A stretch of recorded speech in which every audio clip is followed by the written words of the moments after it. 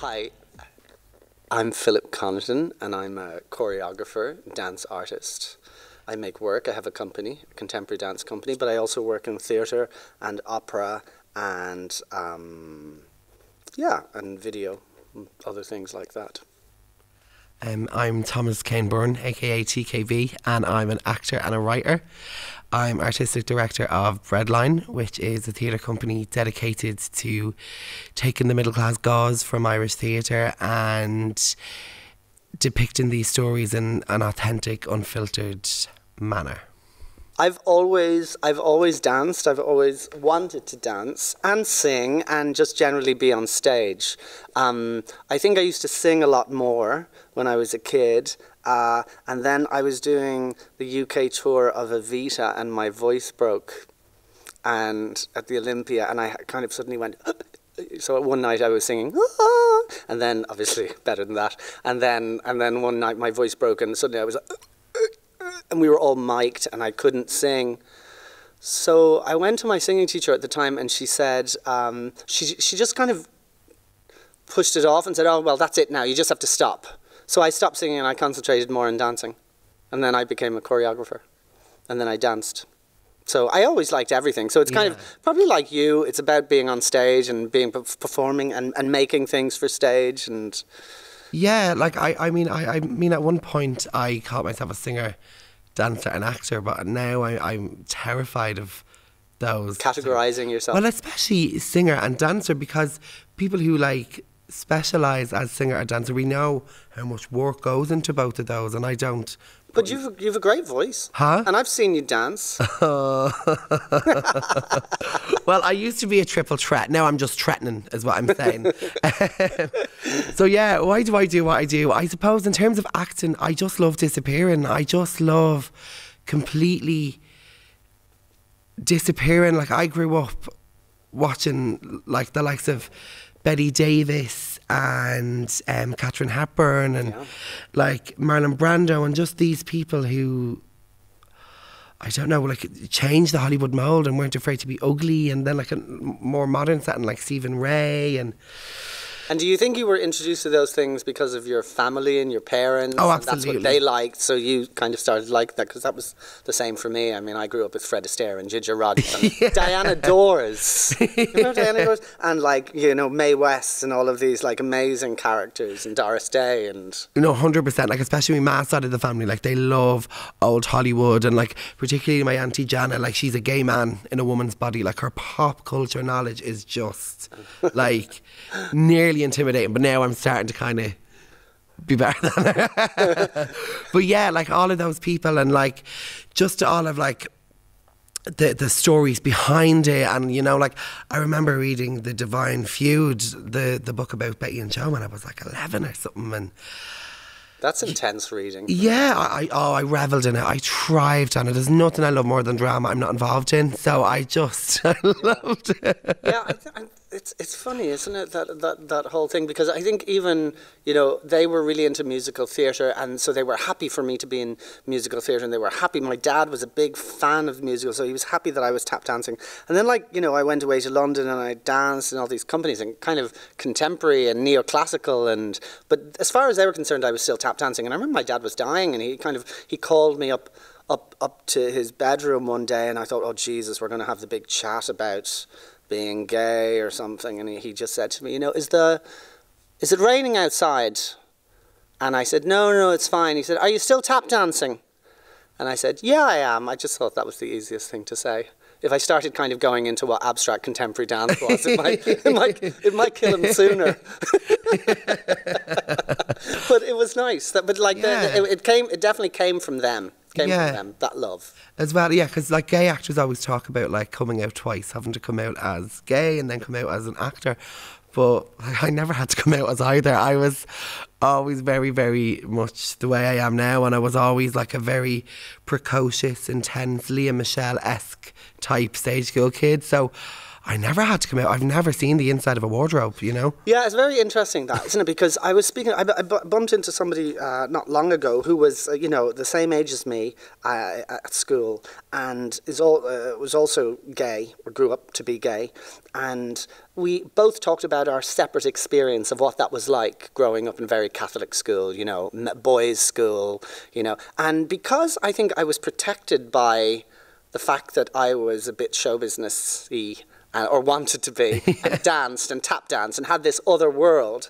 And so whenever there was a school show, I was pushed up the front and was singing and dancing, that I was never bullied, because it was like, oh, that's him and that's what he does. So I suppose it's almost the same way that Danny LaRue isn't a drag queen but a female impersonator. Do you know what I mean? And actually, because he didn't have that, he had a much harder childhood. Yeah. Because he had no kind of... there was nowhere he could direct himself, or there was nowhere he could say, well, no, I'm like this because I do this. Yeah. No, I'm not gay. I'm just very elegant because of my ballet classes. No, exactly. I think I've never even had the words to say that till I heard you saying that. Like, I think because of that, my experience as well was very, very mild. And obviously there was some, do you know what I mean? You can't grow up in St Mary's Mansions being gay and not knowing how to throw a dig. Yeah. Do you know what I mean? But compared to some people, it was very, very mild.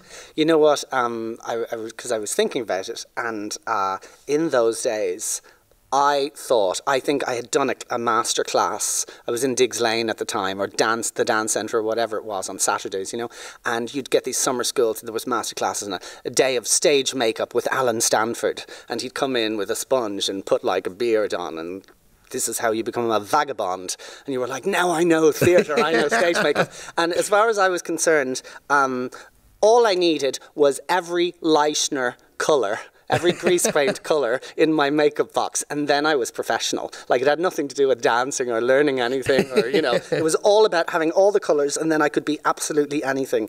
And I remember in school shows going into my classroom and pulling this makeup box in with me and opening it and sitting there and just putting my makeup on while all the kids were just kind of going crazy around me, like the focus and the intent.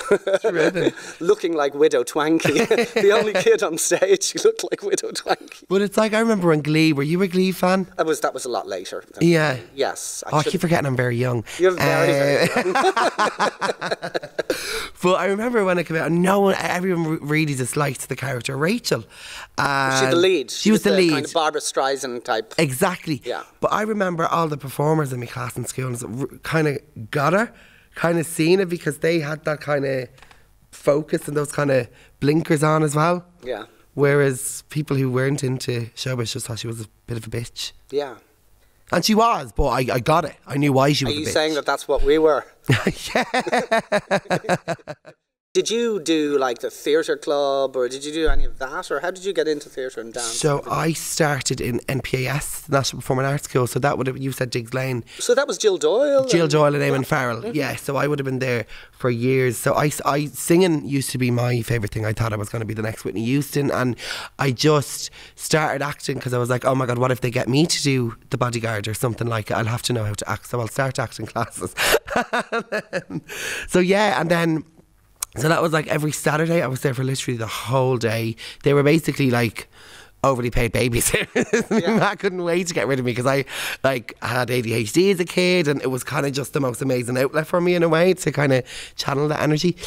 But then there was a local dance school run by Francesca Arkins, and one of my shows, the Fattest dancer at St Bernadette, is a love letter to Francesca. And she's this most it wouldn't fly today with all the rules and regulations, but basically the local priest gave her the keys of the parish hall when she was 13, and she opened a school, and it's still there today.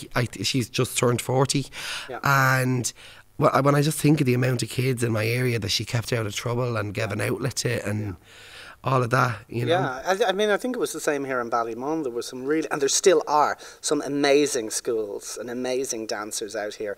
When I was artist in residence here at Access Ballymun, and I remember part of my residency program was going around to the Irish dancing schools or the hip, street dancing, and I remember there's a street dancing school. This girl Claire that I worked with a bit more. She was part of it. Amazing dancer, and I went in and I showed them a bit of what I was doing, and they were all like, "Wow, that's so amazing! That's so amazing!" And then they were like, "Would you like to see what we do?" And I was like, "Yeah, I'd like to see it." And then they just did this fucking crazy, amazing stuff, and it made what I did look really shit. They were so talented, like, those local schools are where we all came from. Yeah, you know absolutely. what I mean? And they really are so important to the way I kind of my trajectory. But I also think that for me, that's just one option, and you know.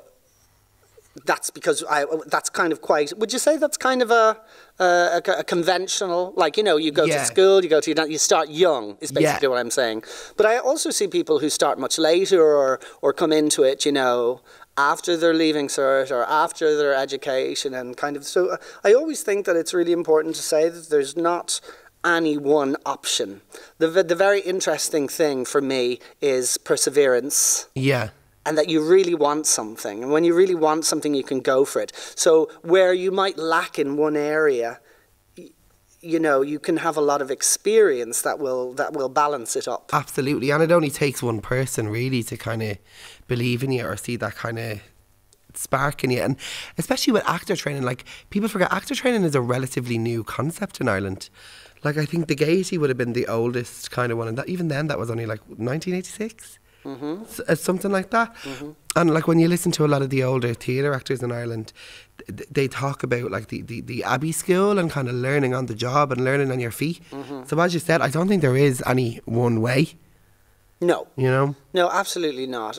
Definitely with dance I've seen that, you know, because dancing all my life and going away to train in London and then dancing all over the place, and then, you know, I'd already had a whole lifetime of dancing by the age of 19, you know, or 20, and then bumping into people that are begun in their mid-20s that are actually just come at it from maybe a slightly more adult point of view or a slightly more intellectualized point of view, so they can jump the barriers in a different way. Yeah. And we end up all working together. So there's 1,000 ways, is what I'm trying to say, that you don't always have to follow a conventional route. Yeah, just trust your gut. Trust your gut. And, you know, make sure your tap shoes fit and turn up to rehearsals on time. Get in, get out, say please, say thank you. My tap teacher always used to say, as long as you're smiling, no one will look at your feet. The writing really helped, because especially, to be honest, I was actually kept really busy during it, and the writing really helped me see past it, because a lot of the themes and what I was writing wasn't about COVID times and was about life after COVID and stuff like that. So that really, really helped me. I was saying about acting that one of the biggest reasons why I act is because I love disappearing. But I think for the first time I was able to disappear into me writing, as opposed to like deadlines, come on. So yeah, that was nice. Yeah, I think for me it's definitely it's about your practice and your personal practice, and how the regularity and the continuity of your practice becomes something that you can really count on and hold on in times of difficulty. So, you know, whatever that is, whether you're a painter or it's just the practice of going to your place of work and getting into a creative space. And preparing, in my case, preparing my body so that I'm able to do what I need to do when I'm performing, and it almost becomes slightly meditative, just in the sense that it's something that you can hold on to, and it's something that I notice more maybe with people that work with their body, with dancers, or even opera singers, because it's a muscle that you're dealing with, or the physicality of the body that can push the emotions outside, and you let the body take over or the voice take over, and then of course you put the emotions back in on top of it, you know, to make it interesting as to watch or not. But it's like you get the mechanics of it first, and then you pickle it with the feeling. And and that mechanical nature of it, it's, yeah, even the word mechanical, I don't really want to say that because it's not mechanical, but it's just that grounded nature of that task is very important. And again, when my dad actually finally passed away, he was very ill for a long time. The first time I went into rehearsals and I went into the studio and worked all day. And I suppose that was my way of, okay, everything is chaotic and everything is up in the air, but I can actually just go in here and I can concentrate on this physical thing that I know, that I feel solid and comfortable with, and then allow myself time to process the other stuff, you know? I remember when the fabulous Rosaleen Linehan, I think it was 3 years ago now, she won Best Supporting Actress for The Red Shoes, and she had a really difficult year, and I remember she got up and she started talking about Dr. Theatre, and Dr. Theatre stepping in and fixing everything. And yeah, do you know when something just stays with you? Yeah. I think that's a really good example, Dr. Theatre. Like, that's it. You just got to get on with it, and it kind of becomes not about you. It becomes about the other and the rest. And I mean, there are also times when you have to go, look, it's only bloody theatre, so let's actually let's push that aside, and because also it can go the other way, right? So you can kind of forget that you actually do have a life and people in your life and people around you. Like, it's like, I'm sorry, can I get on the Lewis first? I've got a show tonight. I'm sorry, pushing your way to the front of Tesco's. I'm sorry, do you mind? I'm doing a performance. Oh, and you're like, no, I have to hang around with me muggle mates now tonight. I haven't seen them in ages. Yes. But yeah, and it's bad with escapism because a lot of the time people say it's the rehearsal room that's the stressful part, but there's nothing better than when life is shit and just being in, not trapped, that's not the word, but like being in the confines of those four walls of the rehearsal room and just being able to forget about it for 8 hours a day. Yeah. You know when you're at the beginning of a creative process, right, whether you're writing or whether you're in a studio, you know, trying to think, oh, okay, what's this next piece going to be? You know, those first 2 or 3 days that you're doing absolutely nothing, that you're just kind of rocking back and forth. And you think this will be the one where the jig is up. This will be where they find me out. and you're like, oh, I'm going to go back on Facebook. But I was talking to somebody the other day and I was saying, well, that's actually part of the process as well, you know, because it's a lot. You are... in the creative process, sometimes you have to face your demons, don't you? You have to go, okay, well, what am I feeling now? What is this? Is this any good? Is this terrible? And, you know, oh, God. Oh, I don't want to do that anymore. It's horrible. Oh, God, no, I know. I'm getting a bit even thinking about it. Because I think the thing I struggle with a lot of the time is vulnerability. And it was my note across the board in drama school by all different tutors and different like mediums that I was afraid to be vulnerable. And I think that's why that part of the process terrifies me the most, but we know it's also the best part of the process where we do our best work and we lay the foundation for what's to come. Yeah, absolutely. It's weird, isn't it? Yeah. It's being able to kind of open up. Sometimes, actually, for me, I've found it's interesting, as I become older, it's much easier for me. And this will happen to you in a few years, darling. And few years. As I become older, it's easier for me to show my vulnerability with a large audience of people that I don't know than with somebody that, like, on an intimate or personal level. It's harder, you know. Yeah. Because there's more to lose in that. 100%. I'd rather sing like Ness and Dorma in front of like 300 bleeding strangers than a trad song in front of 60 of my mates at a session. Do you know what I mean? It's just that vulnerability thing. I remember in Gaiety, my favourite tutor or mentor I've ever had, like in anywhere I've been, because I went to Bull Alley beforehand as well, was a woman called Claire Maguire. And she was our audition technique teacher. And she was like, darling, you've got to let them see you. They're an audience. Let them see you, babe. I was like, yeah, no, it's that simple. I just have to take down all that wall and just let them see me. Yeah. I've let them see me so much. I think have I let them see me a bit too much? You know, everything to tassels on my ass to, you know, explaining intimate details about my life on stage. And then I kind of had a thing I was working on this year and I'm going to do next year. I kind of had this moment that I was like, oh, okay, this is why we have plays, and this is why, you know, they can take the pressure off you to tell your story, and you can just kind of mold it into a little piece of fiction that still has and it's actually taken me that long to realize that. I think because I come from abstract dance and it's all very raw. Yeah, ripping your heart open. Like. Yeah, and we don't have narrative, like, quite often, you know what I mean, to play with. So, and then I just suddenly thought, oh, shit, I wish I hadn't told everyone everything.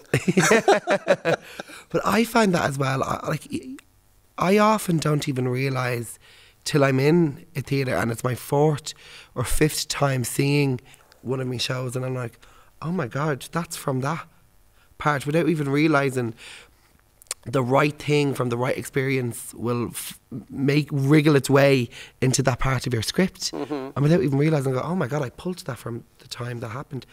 And I don't know, it's like you go into autopilot and everything finds its way. And do you find when you look, so not at one work, but at all of the bits that you've made, what's the through line? So what if you could say his work is based on? Oh Jesus, I don't know. Like what's something that recurs, a recurring theme, or is there? Is there? I mean, I'm sure there is. There always is. I suppose sex, lies, riches. I suppose. Oh God! Well, they're all set in Dublin 1. There you go. That's it. Well, I suppose the characters always are striving for more. You know, there's even if it's not all the characters, there's always someone in it striving for more. So, and not necessarily in an entitled way, like willing to absolutely beg, borrow or steal and work for it, but the characters want more. Yeah. Not at all like me. I'm not not addicted that greedy. No, I'm not addicted to hard work at all, me. I'm very laid back. Yeah, because I always think about it, and I think when I look at them all, there's definitely isolation, kind of separation is a theme, but there's always hope and love, I think. So it's a bit more abstract. Yeah. But I definitely think that those things are there, and hope is really important, because I like, I'm a glass half full type person, and I think that even one of the pieces I made tardigrade years ago, like it was just about this little insect. Like, well, that was just kind of an anchor for the rest of the piece, which was complete chaos. But you know, this little kind of microscopic creature, when the world kind of gets too kind of complicated, or the ambience or the environment isn't kind of in its right conditions for it to live correctly, it just kind of freezes up into this little ton state, and it can last like that for 100 years, or you know, even more, until the environment gets, you know, the right humidity, the right amount of oxygen, the right amount of whatever, and then it opens up again and it continues to live. So it kind of it's amazing. But I think that even that little insect was amazing because it waits. It doesn't give up. It holds on. There's a sense of hope to it, which is really beautiful. So it's always that sense of, you know, that we can get through things, I think is really important. I think with particularly in relation to today and the type of society we live in, one of the important things, which this actress said to me last week, and I thought, I can really relate to that, is it's our responsibility as actors to find something hopeful, or to see the positivity in the future, because quite often these days we can get lost in the dreadfulness of it, and it is disastrous and it is awful. But it's our responsibility as artists and creators to help imagine a better future. Absolutely.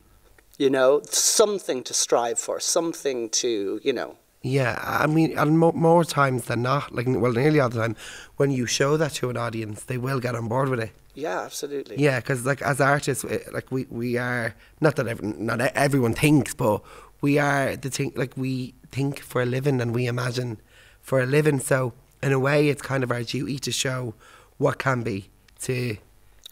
Yeah, and maybe doing that by showing the opposite. But but at least that somewhere there's a sense of helping helping ourselves and helping everyone kind of imagine better possibilities. I don't know. Absolutely. And it's that, just something you said there reminded me as well. You were saying about the insect who just waits and waits, and it's mad because we always get told in drama school or in dance school that if you just wait and you just stick it out, eventually the right time and the right situation will come along and it will happen. Yeah, I always think of Margaret Rutherford. Her career didn't start until she was in her 50s. Exactly. I mean, I don't want to peak too soon.